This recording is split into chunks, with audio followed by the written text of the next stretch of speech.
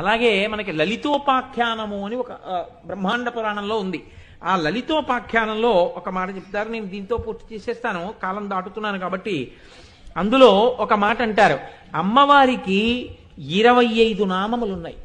లలితా సహస్రనామం చదువుకోవడానికి ఇవాళ నాకు సమయం కుదరలేదనుకుంటే, ఎప్పుడైనా ఏదైనా ప్రయాణం మీద బయలుదేరుతుంటే, ఏదైనా ముఖ్యమైన కార్యం మీద నేను వెడుతున్నాను అనుకుంటే, అమ్మవారి అనుగ్రహం నాకు పూర్ణంగా కలగాలి, లలితా సహస్రం చదివినంతగా నా తల్లి నన్ను కృప చెయ్యాలనుకుంటే 25 నామములు చెప్పాలి అమ్మవారివి, చెప్పి వెళ్ళిపోవాలి.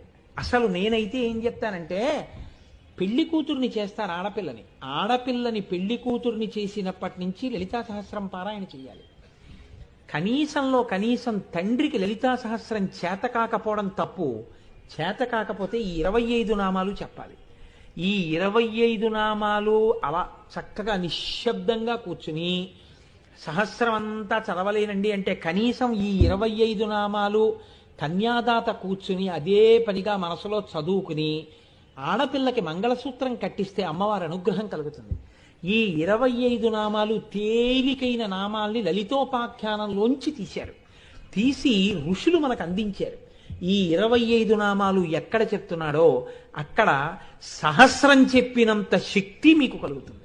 అంత గొప్ప నామాలు నేను చెప్తాను, మీరు కూడా చెప్పండి.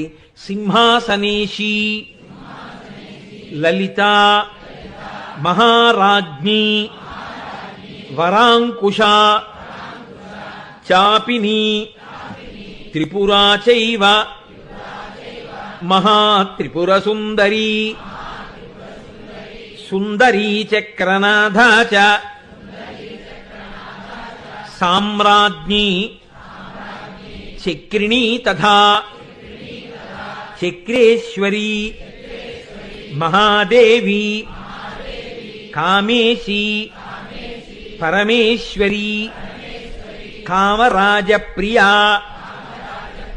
కామకోటికా చక్రవర్తిని మహావిద్యా శివానంగవల్లభ సర్వపాటల కుళనాథ ఆమ్నాయనాథ సర్వాంనాయ నివాసిని శృంగారనాయికా చేతి. ఇక్కడికి 25 అయ్యాయి. పంచవింశతి నామభిః అంటే 25 నామాలు ఎవరు చెప్తున్నారో, స్తువంతియే మహాభాగాం లలితాం పరమేశ్వరీం. లలితా పరమేశ్వరిని ఈ 25 నామాలతో ఎవరు చెప్తారో తే ప్రాప్నువంతి సౌభాగ్యం అష్టౌ సిద్ధిర్మహద్యశః. ఈ 25 నామాలు నేనైతే ఏం చెప్తానంటే, మంగళసూత్రాల్ని చేతిలో పట్టుకుని 25 నామాలు చెప్పి కళ్ళకద్దుకుంటే అటువంటి వాళ్ళకి అందులోనే ఉంది తే ప్రాప్నువంతి సౌభాగ్యం. ఏ కారణం చేతనైనా భర్త గారికి ప్రమాదం ముంచుకొస్తున్నా అమ్మవారు సర్వమంగళాస్వరూపిణి అయి కాపాడుతుంది. కాబట్టి రోజు పురుషులు కాని స్త్రీలు కాని అందరూ ప్రతి ఇంట్లో చెప్పుకోవలసినటువంటి 25 నామాలు ఇవి.